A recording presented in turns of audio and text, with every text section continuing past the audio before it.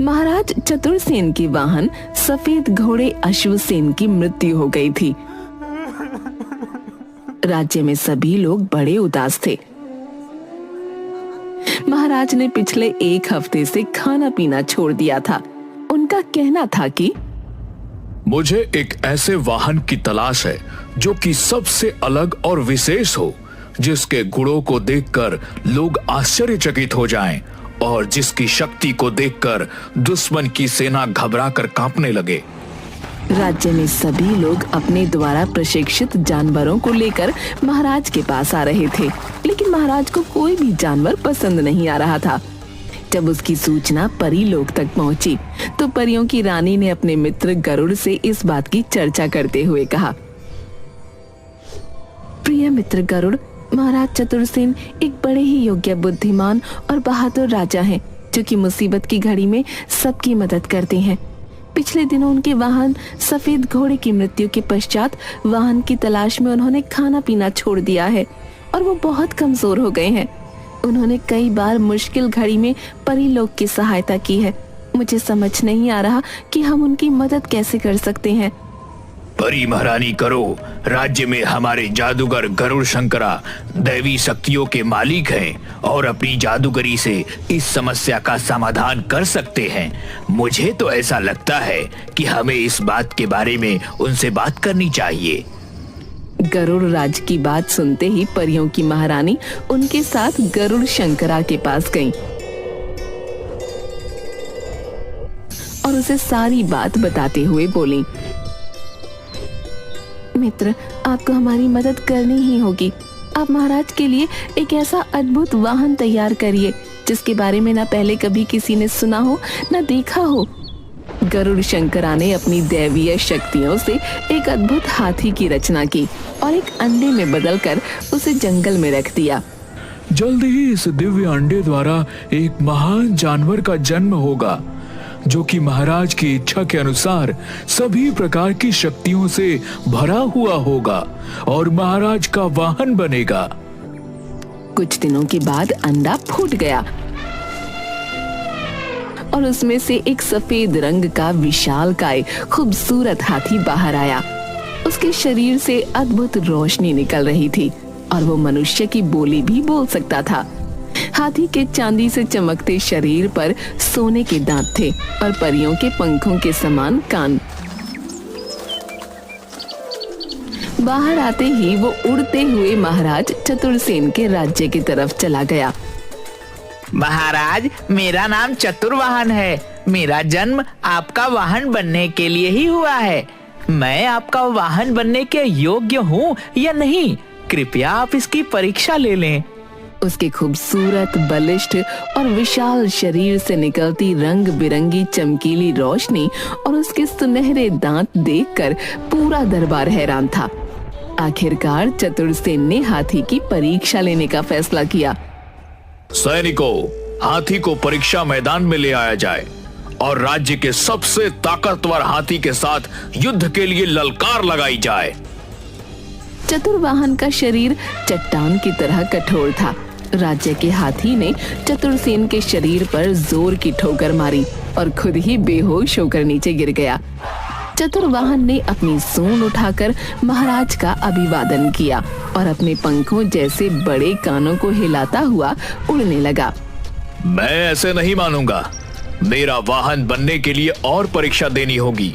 सेनापति, चतुर्वाहन का मुकाबला करने मैदान में खतरनाक शेरों को भेज दिया जाए। चतुर्वाहन शेरों को देखते ही नीचे उतरा।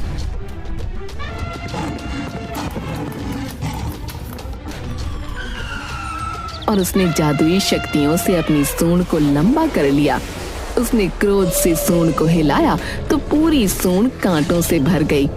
उसने अपनी खतरनाक सूंड में लपेटकर अपने नुकीले दांतों से दोनों शेरों को एक क्षण में ही मार दिया। चारों तरफ उसकी जय जयकार होने लगी।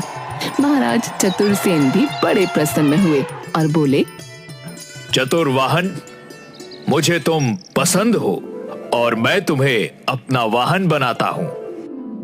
पूरी प्रजा महाराज की जय जयकार करने लगी। अब महाराज चतुरसेन बड़े ही प्रसन्न रहते थे। एक बार जब चतुरसेन की पुत्री विजय लक्ष्मी राज्य सरोवर में स्नान कर रही थी, तो उसने देखा कि एक खूबसूरत, बलिष्ठ और स्वस्थ शरीर का पुरुष सरोवर के पास खड़ा हुआ वहां लगे सुंदर फूलों से उठने वाली सुगंध का आनंद उठा रहा है। ये तो बड़ा ही दिव्य पुरुष है। बलिष्ठ भुजाएं और लंबा कद मेरे मन को मोह रहे हैं।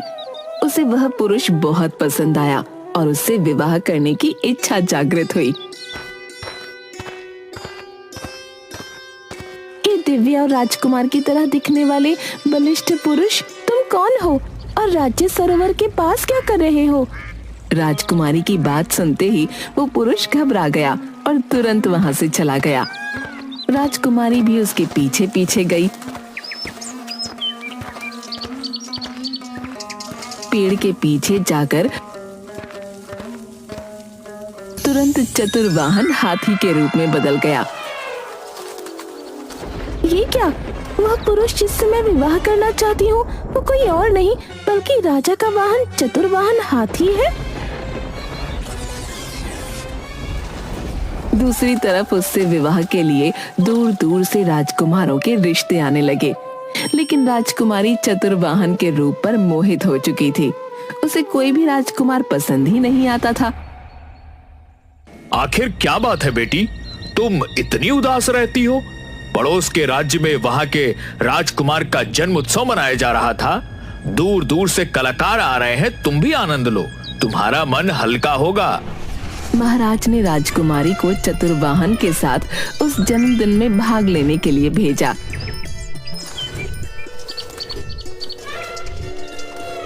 कुछ दूर जाने के बाद जब वो राज्य से बाहर आ गए तो राजकुमारी ने चतुर्वाहन को रुकने के लिए कहा।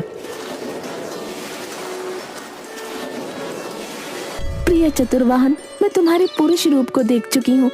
तुम्हें देखने के बाद मेरे मन में तुमसे विवाह करने की इच्छा जागृत हो गई है। मुझे समझ नहीं आता कि मेरा विवाह तुमसे किस प्रकार हो सकता है। राजकुमारी, आपको यह इच्छा छोड़ देनी चाहिए। मैं महाराज का वाहन हूँ, ऐसा होना नामुमकिन है। राजकुमारी, मैं एक स्वर्ग लोक का यक्ष हूँ, लेकिन देवलोक की कन्या के ऊपर बुरी निगाह डालने के कारण मुझे अपना यह जन्म महाराज के वाहन के रूप में बिताने के लिए गरुड़ राज्य के जादूगर द्वारा चुना गया है। सजा के अनुसार मैं पूरे दिन में एक बार अपनी असली रूप में आता हूँ, किंतु मुझे विवाह करने का अधिकार नहीं है। ऐसा न कहो प्रिय वर्ण, मैं आजीवन कुमारी रहने का व्रत ले लूंगी। इसी बीच दुश्मन राज्य के सैनिकों ने हाथी के साथ राजकुमारी को अकेला पाकर उसका अपहरण करने के लिए हमला बोल दिया। चतुर्वाहन ने अपनी बहादुरी से दुश्मन सेना के सभी सैनिकों को मार दिया और अपने पंखों को हिलाता हुआ राजकुमारी को लेकर उड़ता हुआ वहां से चला गया। चतुर्वाहन, तुम्हारी बहादुरी देखकर मैं प्रण करती हूँ कि अगर विवाह करूंगी तो चतुर्वाहन से ही करूंगी। वापस आते समय चतुर्वाहन एक बार फिर अपने असली रूप में आया। उसी समय राजकुमारी ने उसे मूर्ख बनाकर अपने साथ लाए गए मंगलसूत्र का धागा उसे अपने गले में बांधने को कहा।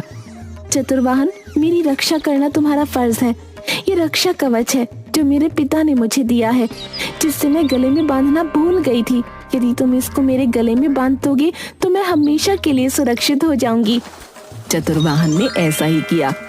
ऐसा करते ही जादूगर चतुर्वाहन के सामने प्रकट हो गया और बोला, चतुर्वाहन, तुमने श्राप होने के बावजूद भी राजकुमारी से विवाह करने की गलती करी है।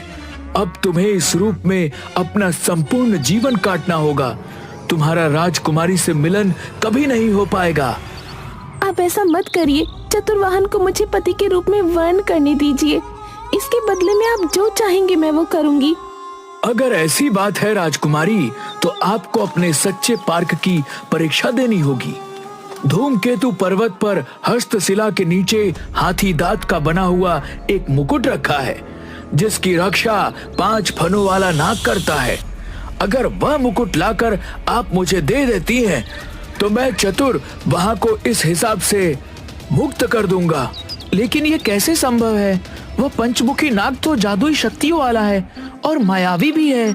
वह किसी को भी पल भर में जलाकर भस्म कर सकता है। आप चिंता न करें, मैं आपको इस हिसाब से मुक्त करवा कर ही रहूंगी। राजकुमारी चतुर्वाहन की पीठ पर बैठकर धूमकेतु पर्वत की तरफ चल पड़ी।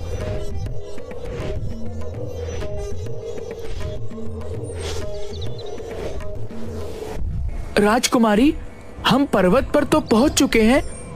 इसके आगे मैं नहीं जा सकता। आगे की यात्रा आपको अकेले ही तय करनी होगी। अभी भी वक्त है, आप अपने प्राणों को मुश्किल में डालने से बचा सकते हैं। चतुर्वाहन, तुम महाराज की सेवा में जाओ, मैं जल्द ही तुमसे मिलूंगी। राजकुमारी पर्वत पर अपनी चढ़ाई शुरू करती है। उसके पैरों में पत्थर और कांटे लगने के कारण खून निकलने लगता है कि तभी वहां एक बूढ़ी औरत आती है। तुम कौन हो? किसी राजकुमारी की तरह दिखाई पड़ती हो। क्या तुम्हें पता नहीं कि पर्वत बड़ा ही खतरनाक है? हर कदम पर खतरा है। लेकिन आप कौन हैं और इस खतरनाक पर्वत पर क्या कर रही हैं? तुम्हें क्या बताऊं राजकुमारी, मैं नीलम परी हूँ, लेकिन पंचमुखी नाग के मुंह से निकलने वाले विष के कारण इस रूप में आ गई हूँ। परीलोक में अब मुझे कोई नहीं पहचानता। मुझे अपना जीवन इस खतरनाक पर्वत पर ही गुजारना होगा, लेकिन तुम अपने जीवन को बचा सकती हो। आप परेशान ना हो, आप मेरे साथ महल चलिए, वहाँ आपके खाने पीने की पूरी व्यवस्था की जाएगी। तुम सच में बहुत अच्छी हो। मैं पंचमुखी नाग के महल में दासी का काम करती हूँ। मुझे उसकी मृत्यु का राज पता है।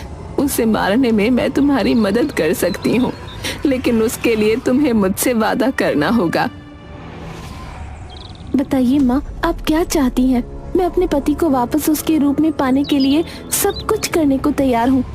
राजकुमारी, अगर तुम नाग को मारना चाहती हो तो तुम्हें चतुर्वाहन के मनुष्य रूप में आने के बाद उसे मेरे हवाले करना होगा। मैं उनकी पत्नी हूँ। यदि उनका त्याग करने से उनका जीवन बढ़ सकता है तो मुझे ऐसा करने में कोई परेशानी नहीं है। आप मुझे पंचमुखी नाग की मृत्यु का रहस्य बताएं। मैं तुम्हें एक गुप्त रास्ता दिखाऊंगी। तुम सीधे सांपों के राजा के महल में पहुंच जाओगी। वो एक ऐसे पलंग पर सोता है जो पूरी तरह से घंटियों से बना है। उसी पलंग के ऊपर एक तलवार टंगी है। केवल उस तलवार से ही उस मायावी का खात्मा हो सकता है।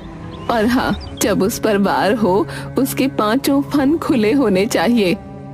लेकिन मैं उस तलवार तक कैसे पहुंचूंगी? पलंग तो घंटियों से बना है। अगर मैंने उस पर पैर रखा तो नाग को पता चल जाएगा। वो दुष्ट जागने के बाद जब नहाने के लिए झील में जाएगा, तुम पलंग की घंटियों को रुई से भर देना। फिर पलंग पर चढ़कर वो तलवार निकाल लेना और छुप जाना। जब वो वापस सोए तो धीरे से उसकी पूंछ पर मार देना। वो तुरंत जग जाएगा और अपने सारे फन फैला लेगा। यही समय है। इससे पहले कि वो तुम्हें देखे, तुम उसके सारे फनों को काट देना। राजकुमारी ने बुढ़िया की बात मानकर एक रुई की बोरी उठाई और बुढ़िया के बताए रास्ते पर चल दी।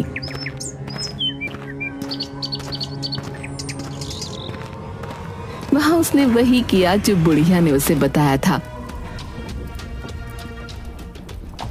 पलंग के ऊपर टंगी तलवार उठाई और छुप गई।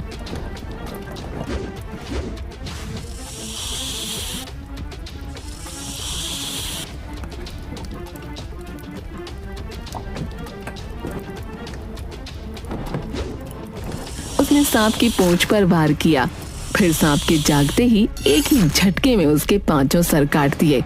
सांप के मरते ही पहाड़ सांप की दहशत से मुक्त हो गया।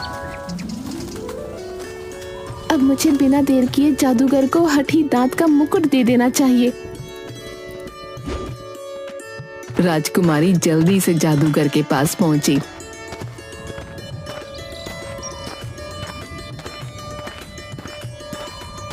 और वो मुकुट उसके हवाले कर दिया। मुकुट के मिलते ही जादूगर ने मुकुट चतुर्वाहन के सर पर रख दिया और देखते ही देखते चतुर्वाहन एक राजा के रूप में बदल गया। राजकुमारी, तुमने मुझे मनुष्य रूप में तो बदल दिया, लेकिन मैं तुम्हारे पिता के साथ अन्याय नहीं कर सकता। वह मुझ पर बहुत विश्वास करते हैं। मैं सदैव उनके वहाँ बनकर रहना चाहता हूँ। लेकिन अब आप पर मेरा अधिकार नहीं है, फिर आपको मैं क्या दे सकती हूँ?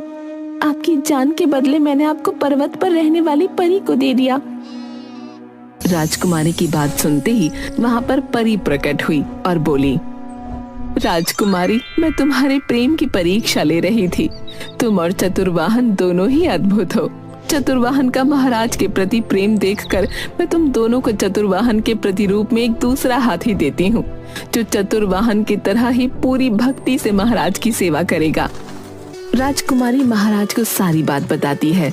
राजकुमारी के प्रेम और चतुर्वाहन की ईमानदारी से महाराज बहुत खुश होते हैं और धूमधाम से राजकुमारी का विवाह चतुर्वाहन के साथ हो जाता है और उसे राज्य का सेनापति बनाया जाता है। वो राजकुमारी के साथ उसके पति के रूप में खुशी खुशी जीवन बिताने लगता है।